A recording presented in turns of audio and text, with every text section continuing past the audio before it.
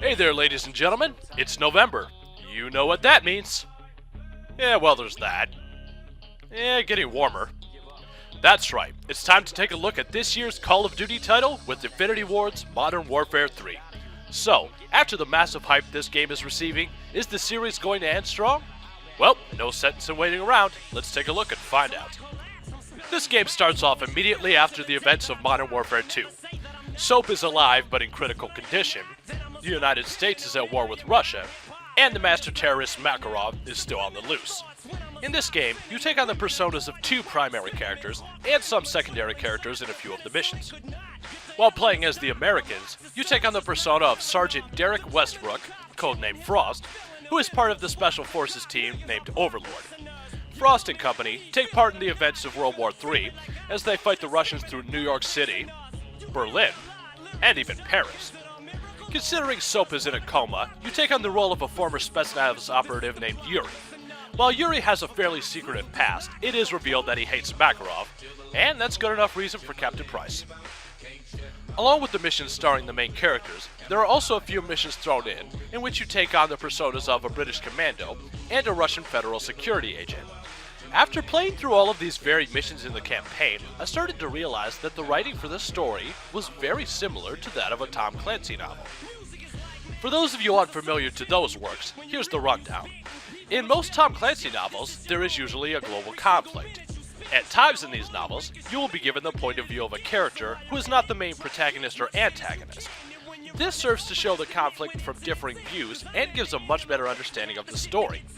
Not to mention, this also serves up some extremely impressive cinematic moments.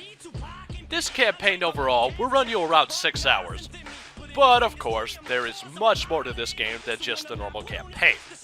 Returning from Modern Warfare 3, there is the Special Ops mode. This time around, you will be playing through some of the same areas from the campaign, with different objectives such as freeing hostages, stealthily progressing through an area, or even grabbing deadly chemicals in a hazmat suit. So, in this respect, it really isn't all that different from Modern Warfare 2, but not to worry, as there is a second version of Spec Ops mode named Survival Mode. In this mode, you can take up to 2 players and survive through waves of enemies. You start off with just a pistol, but as you progress, you can pick up weapons from enemies, and eventually you'll have the ability to buy new weapons, equipment, or even air support as needed. As you progress through the waves, the enemies will continuously get stronger. You will end up facing enemies with C4 strapped to their chest, enemy dogs, attack helicopters, and of course, juggernauts. The objective is to play this as long as you can until you lose. But, like I said when I reviewed Black Ops, you probably don't care about any of this. Nope, you want to hear how the online multiplier is. Well, let's move right along then.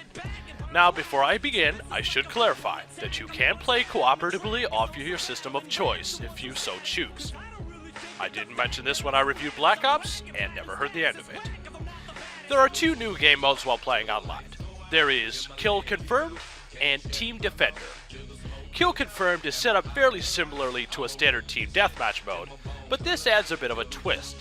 When you kill your opponent, you gain points for yourself. However, in order to gain points for your team, you must pick up your enemy's dog tags.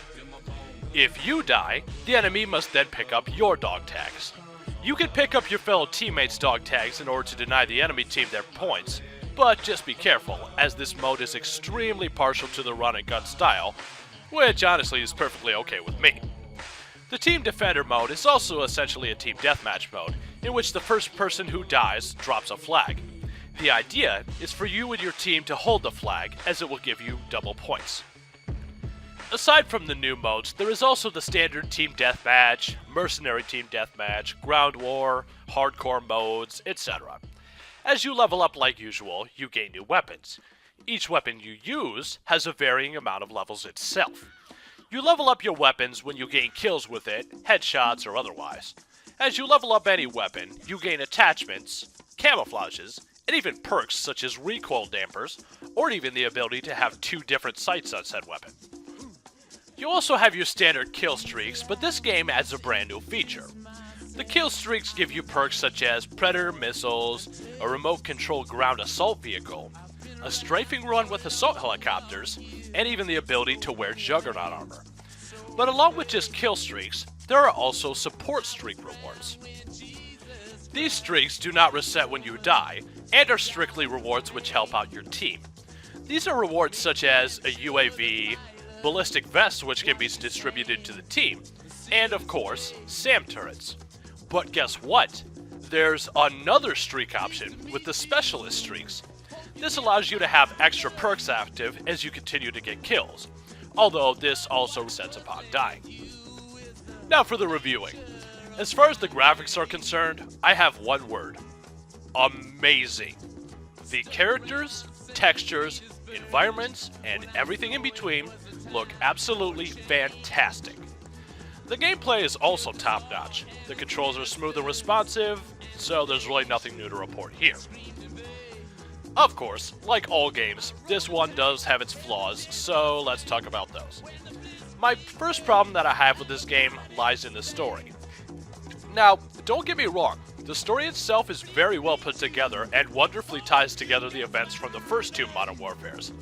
My problem lies in the fact that, while playing as characters other than the protagonist is interesting, it doesn't quite give you any attachment to them, and usually they just feel like throwaway characters.